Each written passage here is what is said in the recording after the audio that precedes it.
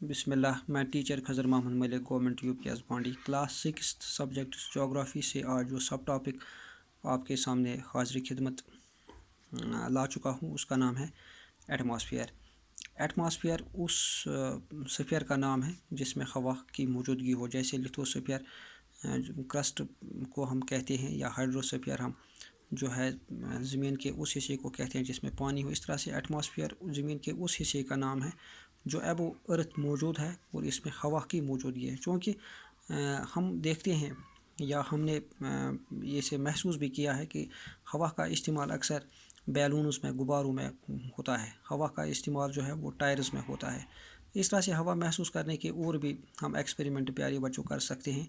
मसलन जब हम चलते हैं, जो लंबे बाल होते हैं उनका हिलना ये हवा की मौजूदगी की वजह से है।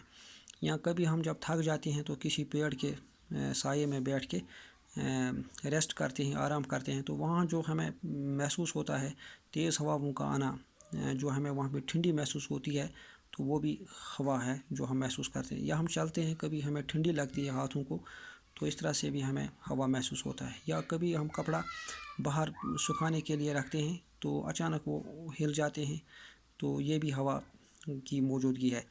इस तरह से अगर हम बाहर कोई कागज़ रखेंगे या कहीं झंडा हम किसी इमारत पर देखते हैं, कपड़ा देखते हैं, या पेड़ पौधों का पत्तों का अक्सर हिलना, या जो घास का इधर उधर हो जाना, ये सारे मिसालें हैं हवा की मौजूदगी के।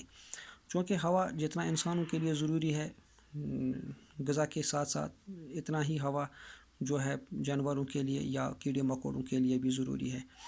और हवा जो है ये मिक्सचर ऑफ गैसेस है, यानी बहुत सारी गैसों का एक मरकब है। मसलन इसमें नाइट्रोजन है, इसमें ऑक्सीजन है, इसमें जो है आर्गन है, इसमें कार्बन डाइऑक्साइड है और इसमें वाटर वेपर है। लेकिन हवा में दो ही गैस हैं जिनकी मकदार बहुत ज़्यादा है, वो है नाइट्रोजन और ऑक्सीजन।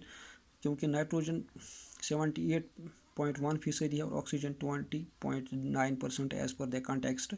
इसके अलावा कार्बन डाइऑक्साइड भी है, वाटर वेपर भी है, और भी जो है इसमें पानी की कतरे, बुखारात है, सैंड के पार्टिकल्स, गर्द गुबार के पार्टिकल्स, वो भी हवा में, लेकिन उनकी तादाद बहुत ही कम है। अगर हम ऑक्सीजन की बात करें तो ऑक्सीजन मैं आपको इधर दिखाने की कोशिश कर रहा हूँ। ऑक्सीजन जो है ये हम इनहेल करते हैं, यानी हम जब सांस लेते हैं जो गैस हम अंदर लेते हैं तो वो ऑक्सीजन है, और इस तरह से जो गैस हम बाहर छोड़ते हैं, एक्सहेल करते हैं, वो है कार्बन डाइऑक्साइड। यानी ऑक्सीजन पेड़ पौधों से हासिल होता है, दरख्तों से, जंगलों से हासिल होता है। ये काफ़ी ताज़ा होता है और free from any kind of A disease. लेकिन जब हम इसका इस्तेमाल करते हैं, जो हम नाक और मुंह के ज़रिए से ऑक्सीजन लेते हैं और मुंह के ज़रिए से हम बाहर छोड़ते हैं, वो है कार्बन डाइऑक्साइड। तो यानी जो गैस हम लेते हैं उसका नाम है ऑक्सीजन, इनहेल करते हैं, और जो गैस हम छोड़ते हैं उसका नाम है कार्बन डाइऑक्साइड। तो इस तरह से एक और गैस है जो नाइट्रोजन है। नाइट्रोजन जो है ये एक as a nutrient for the growth and development of the plants.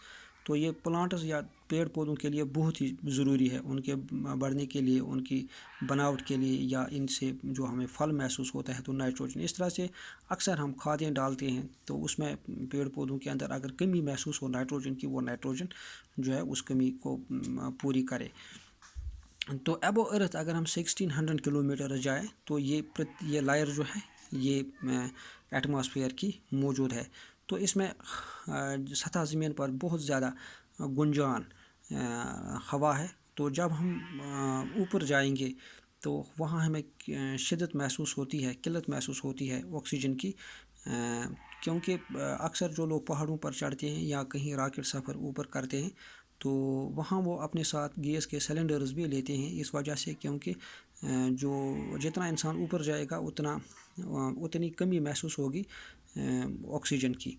तो इसके साथ साथ ऑक्सीजन ये यानी इसमें कुछ स्फीयर्स भी है। वो स्फीयर्स में आपको कल पढ़ाऊँगा, मसलन ट्रोपोस्फीयर, मेसोस्फीयर, थर्मोस्फीयर और आयोनोस्फीयर, कि इनकी क्या अहमियत है जो इसी एटमॉस्फेयर के हिस्से हैं। आज मुझे इजाज़त दीजिए, खुदा हाफ़िज़।